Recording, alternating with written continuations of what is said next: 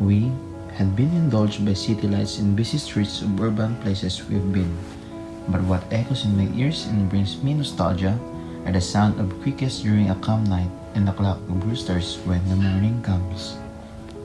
And about 42 kilometers away from Iloilo City, before Tubungan came to existence, there was once an uncultivated kogon and forest lands that was ideal for agriculture and pasture.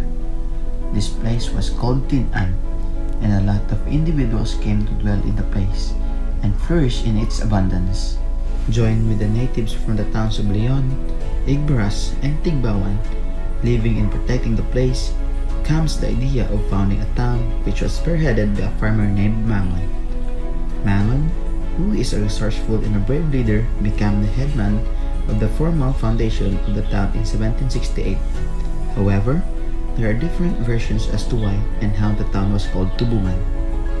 The most popular version as to where the town got its name is due to the Spanish laws of the Indies way back, that before a place could be recognized as a town, it should comply with the requirements and population.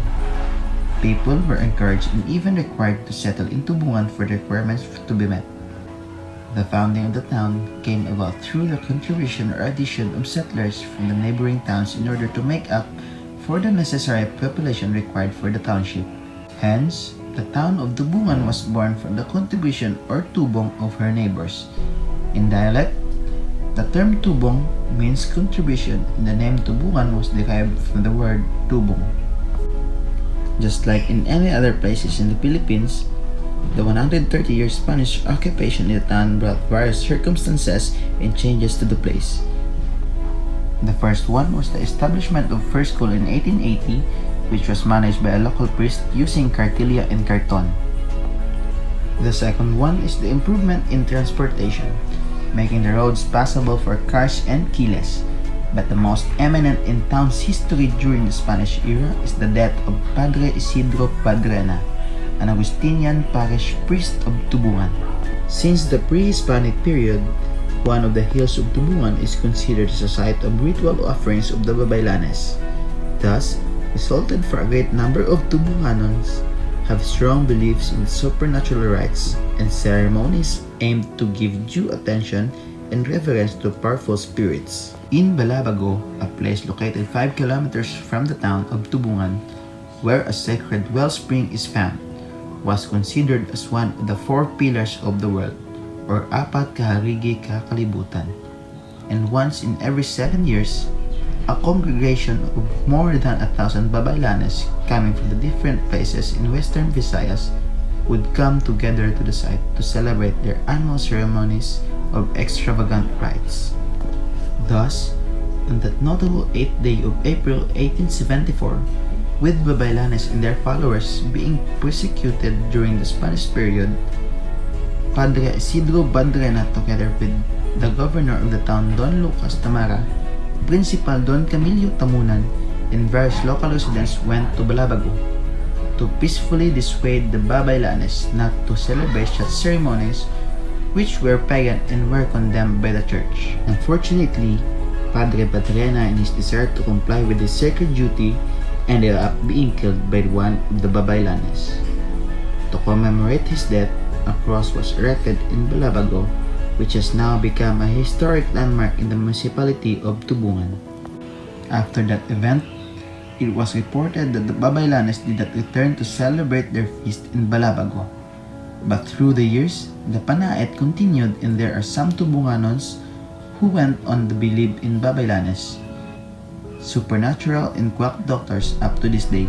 The humble but scenic municipality of Tubungan, which is located at the southwestern portion of the province of Iloilo, is bounded by the municipalities of Leon in the north, Gimbal in the south, Tigbawan in the east, and Igbaras in the west.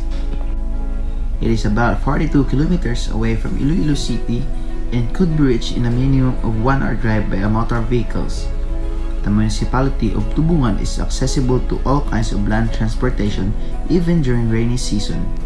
It has 48 barangays, including the 3 zones in the poblacion, and is a 4th-class municipality with a total land area of 8,518.2040 hectares and a population of 21,540 as of 2010 census. Tubungan being surrounded by highlands and rice fields made farming is the main source of livelihood of its people up to this day. If you are someone who likes nature tripping and traveling, Tubungan surely has something to offer for you. First on the list of their nature's wonder is the Baldan View Deck. Located in Barangay Tuble and just 20 minutes away from the barangay proper, there you can see lots of trees, beautiful flowers, and of course mountain views and rice terraces. The cold air in the area and the perfect mountain view is what keeps tourists coming back. The historic place of the Memorial Cross in Balabago is also a good spot if you want to have a throwback and know the history of the place more. The cross was built to commemorate Father Isidro Bandrena, who died in defending and spreading Catholicism among the Babaylan. With the current status of Tubungan as a fourth-class municipality, many infrastructures were built to develop the place and make it more livable. Under the leadership of Mayor Tabakiraw, the old municipal building was turned into a community learning center, which served as a venue for trainings and seminars on basic literacy and A&E classes, vocational and technical livelihood skills training that includes welding, carpentry, masonry, manicuring, basic and commercial cooking, catering services, and spa therapy. To date, more than 400 recipients of these technical and vocational training courses have been successfully employed locally and abroad, which had resulted to a boost in the economy of the municipality. Various infrastructure projects like the covered gym, the tennis court, and the TNHS track oval were implemented in view of the first ever hosting of the FCDSA meet by the municipality in 2006. Let's not forget the fun and enjoyment that the Tubong-Tubong Festival offers the people of Tubungan every year. The said festival was born to celebrate the town's independence from Gimbal. Participating tribes coming from the various barangays of the municipality joins the contest. The festival was made as an annual event not only to commemorate its independence but also to showcase the richness of Tubungan's history and culture. Who would imagine that the uncultivated Cogon and forest lands would become a prominent fourth-class municipality with so much to offer? The serenity in the municipality of Tubungan is really incomparable and everyone must experience. Indeed, with everything that time brought us, progress is the most convenient of them all.